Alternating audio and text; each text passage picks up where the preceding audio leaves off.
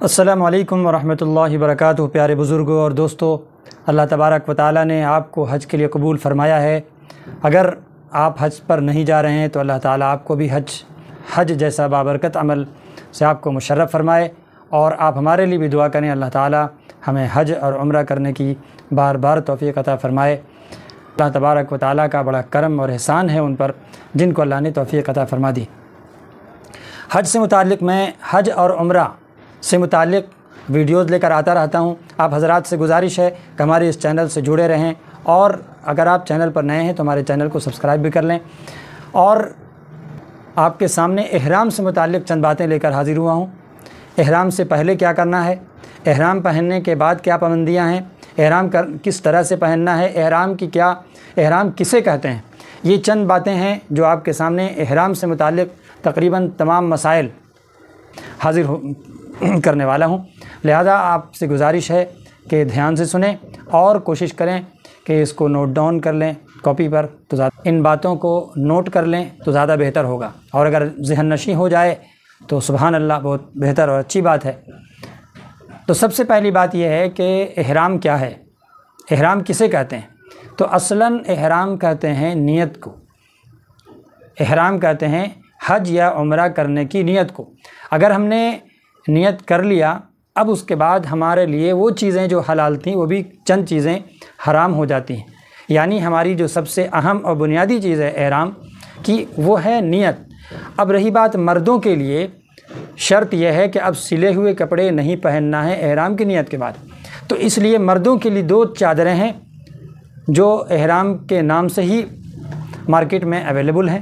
جنہیں ہم جانتے ہیں احرام کی چادر۔ تو عمومی طور پہ لوگ یہ سمجھتے ہیں کہ احرام یہی ہے، اصل احرام وہ نہیں، احرام کی چادر ہے وہ، یعنی سلا ہوا کپڑا آپ کو نہیں پہننا ہے، اس لیے بغیر سلے ہوئے 2 کپڑے ہوتے ہیں، ایک لنگی کی شکل میں اور ایک اوپر سے بدن پر۔ تو مردوں کے لیے 2 چادریں ہیں جو احرام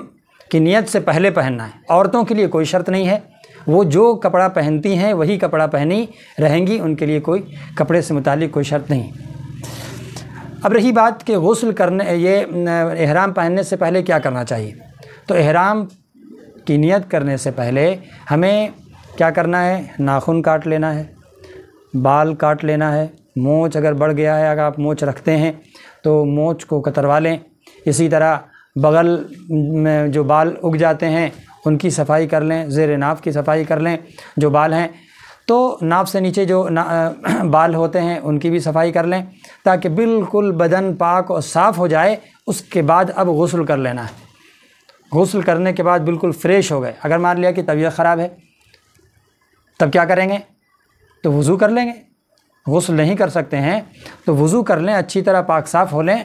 اور جو بال وغیرہ کٹوانے کے ہیں وہ کٹوا لیں، یا بال نہیں کٹوانا ہے تو کم سے کم ناخن تراش لیں، اور اس کے بعد غسل کر لیں، اور اگر غسل نہیں کر سکتے تو وضو کر لیں۔ وضو کرنے کے بعد احرام سلے ہوئے کپڑوں کو اتار دیں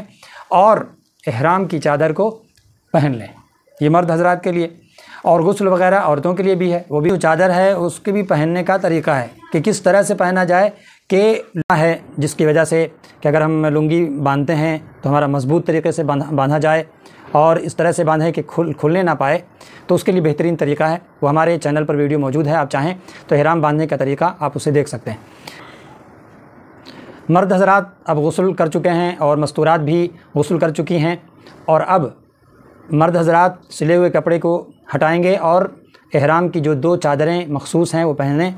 بہتر تو یہ ہے کہ آپ نیا خرید لیں، اور اگر پرانا ہے تو پرانا بھی پہن سکتے ہیں، کوئی دقت کی بات نہیں ہے۔ تو 2 چادریں پہننے کے بعد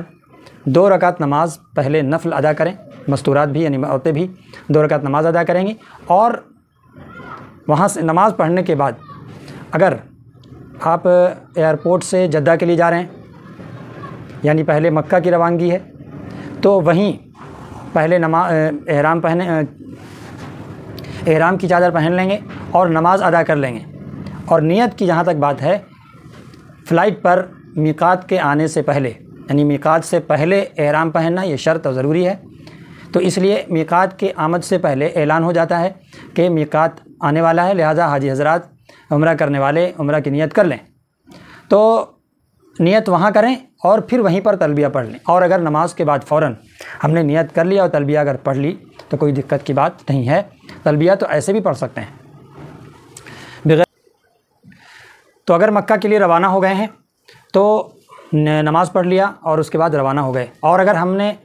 ہمارا جو سفر ہے وہ مدینہ کے لیے ہے تو پھر اپنے سلے ہوئے کپڑے جو پہنتے ہیں اسی کپڑے میں روانہ ہوں، اور پھر جب مدینہ سے مکہ کے لیے جب جائیں گے تو پھر وہاں احرام کی چادر پہنیں گے۔ یہ ہو گئی احرام کی نیت اور کب پہننا ہے۔ اب رہی بات کہ احرام کی چادر پہننے کے بعد چند پابندیاں ہیں جو عائد ہو جاتی ہیں۔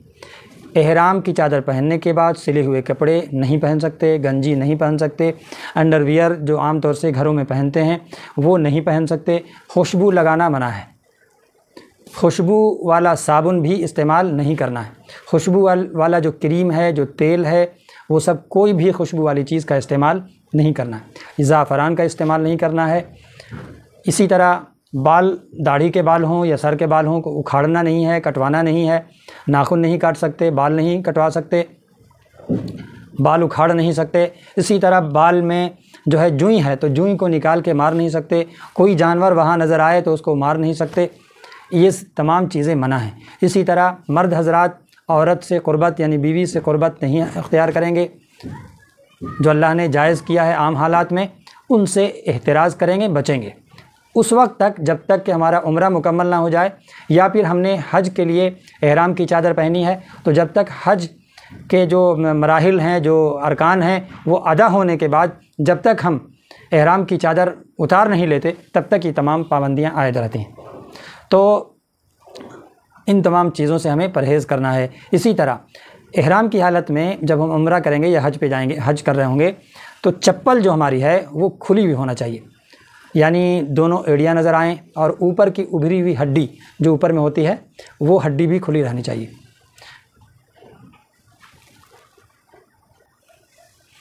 مرد حضرات ٹوپی، عمامہ نہیں پہنیں گے، اس لیے آتا ہے کہ احرام کی چادر جب پہن لیا تو اس کے بعد جو نفل نماز ادا کریں سر کھول کر ہی پڑھیں۔ ہوتا یہ ہے کہ عمومی طور پہ سر ڈھک کر احرام کی چادر ہی سے سر ڈھک لیا اور ڈھکنے کے بعد نماز پڑھ لیا، نماز سے فارغ ہوئے تو سر سے ہٹایا نہیں، اور اسی میں نیت بھی کر لیا، تلبیہ بھی پڑھ لی،